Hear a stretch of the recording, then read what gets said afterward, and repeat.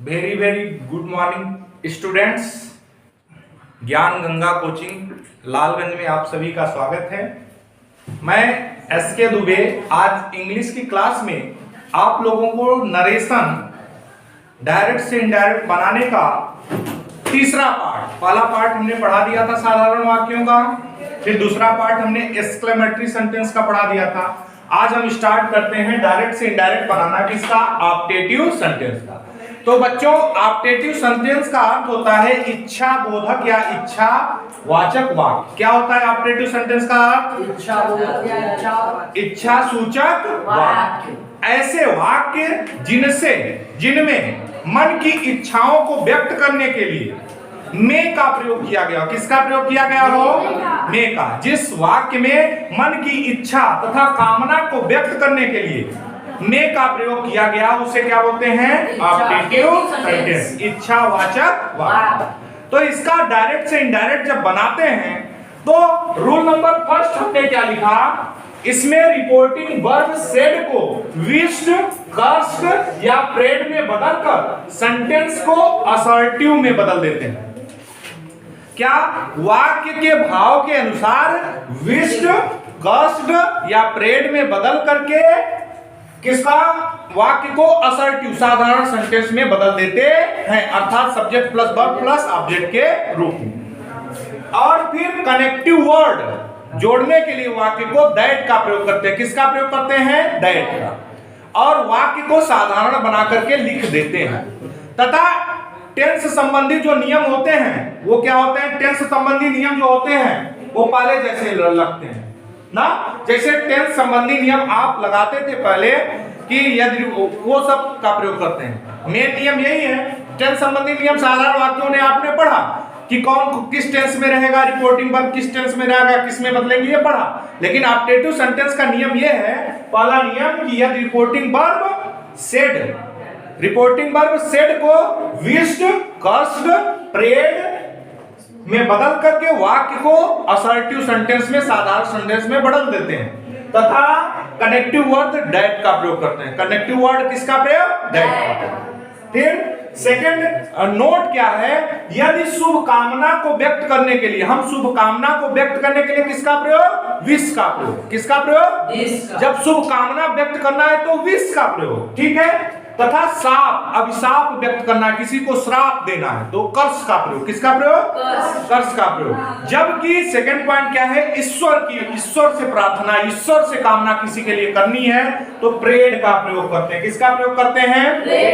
Prayed का प्रयोग करते हैं। हमने कहा शुभ कामना को व्यक्त करने के लिए विश्व का प्रयोग, अभिशाप व्यक्त करने के लिए, शाप व्यक्त करने के लिए कर्स का प्रयोग, तथा भगवान से प्रार्थना करने के लिए प्रेड का प्रयोग करते हैं।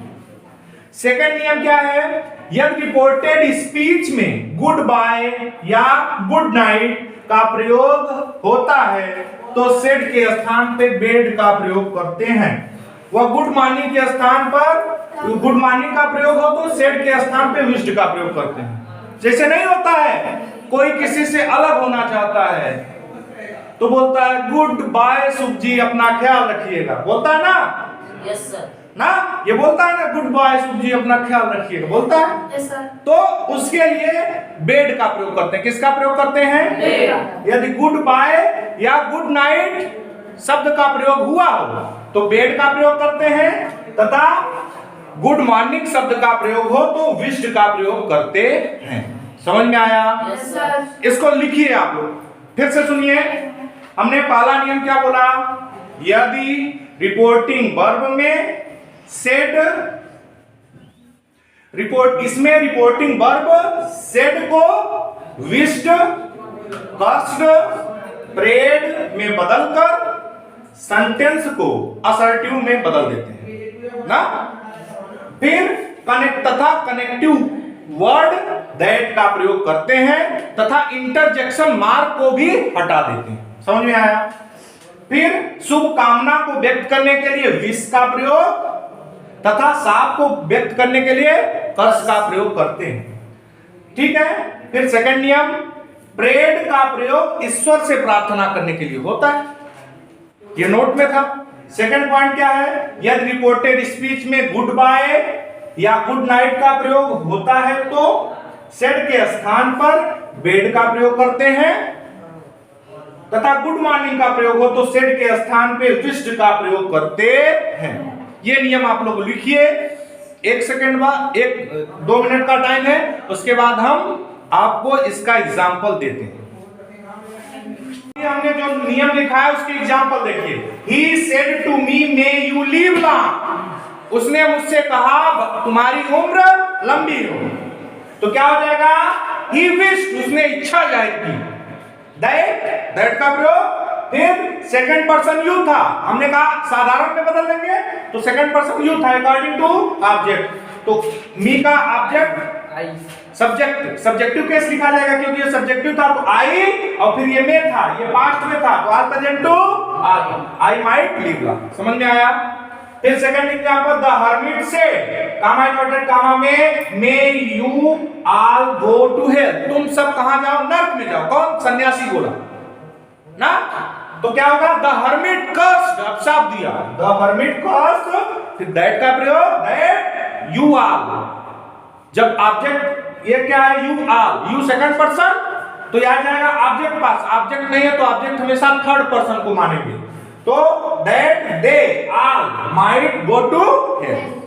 फिर he said to me, comma inverted comma में, मे गॉड हेल्प यू। अब कहा इच्छा, ईश्वर से इच्छा व्यक्त कर रहा है तो he prayed that God might help me. फिर she said, comma inverted comma में, गुड बाय सुपजी, तो क्या हो जाएगा, सी बेड, अलग हो रही है तो सी बेड, गुड बाय सुपजी।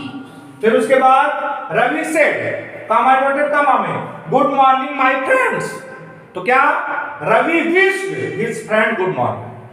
तो हमने आपको क्या बताया, ऑब्जेक्टिव सेंटेंस वो होता है जिसमें कामना या इच्छा को व्यक्त करने के लिए किसका प्रयोग, मे का प्रयोग हो। तो इसका हम डायरेक्ट से इनडायरेक्ट बनाते समय विश्ड, यदि इच्छा पॉजिटिव हो तो विश्ड का प्रयोग, यदि अभिशाप हो तो कर्स्ट का प्रयोग, और ईश्वर से प्रार्थना हो तो प्रेड का प्रयोग करते हैं सेड टू के स्थान। फिर कनेक्टिव कंजक्शन का प्रयोग, दैट का प्रयोग करते हैं। फिर एक्सक्लेमेशन मार्क, विषयार्थबोधक चिन्ह को हटा दो। यदि प्रार्थना का भाव हो तो विश्ड का प्रयोग, यदि अभिशाप का भाव हो तो कर्स्ट का प्रयोग, और ईश्वर से प्रार्थना तो प्रेड का प्रयोग करते हैं। फिर हमने क्या बताया आपको,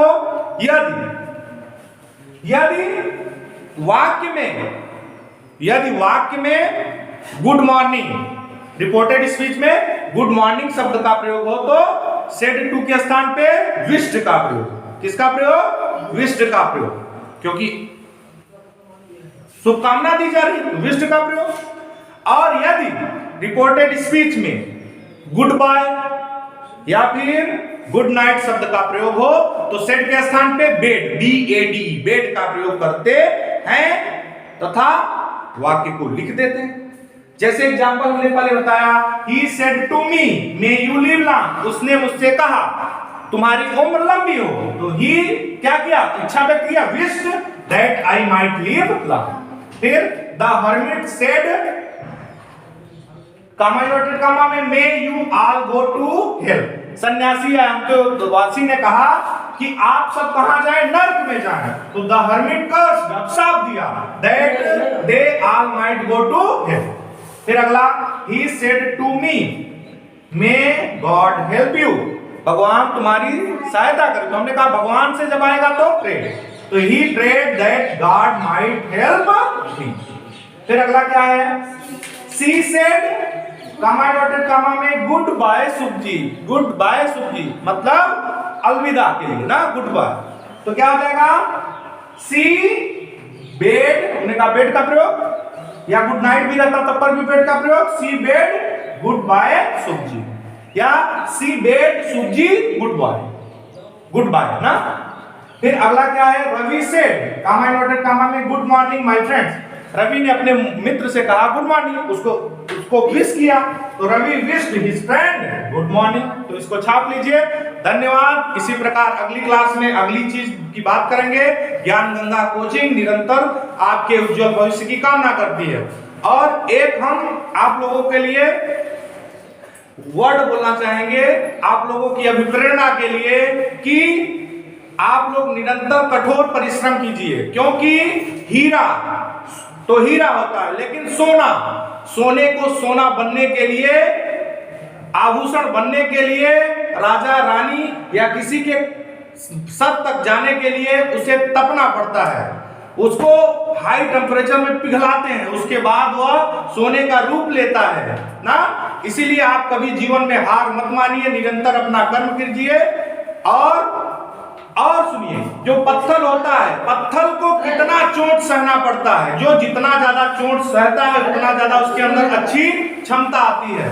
लो पत्थर को बार बार छीनी हथौड़ी का जो पत्थर छीनी और मूर्तिकार के छीनी हथौड़ी का चोट को सह ले गया और टूटा नहीं, वह मूर्ति बनकर के मंदिरों में रखा जाता है। जबकि जो पत्थर मूर्तिकार की छीनी हथौड़ी को नहीं टूट पाया, वो टूट गया, उसका क्या करते हैं, ऐसे फेंक दिया जाता है, पैरों के तले दबता है। जबकि जो छीनी हथौड़ी की मार अर्थात चोट को सह गया, कष्ट को सह ले गया, कठिनाई का सामना कर ले गया, वो एक दिन मूर्ति के रूप में, भगवान के रूप में मंदिरों में पूजा जाता है। जबकि जो नहीं सह पाया, इसलिए सुख और दुख जीवन के पार्ट हैं, आप उसमें कभी दुखी ना होइए। बस अपने से कोई भी बुरा काम करने का प्रयास मत करिए, हमेशा पढ़ाई की ओर ध्यान दीजिए। धन्यवाद।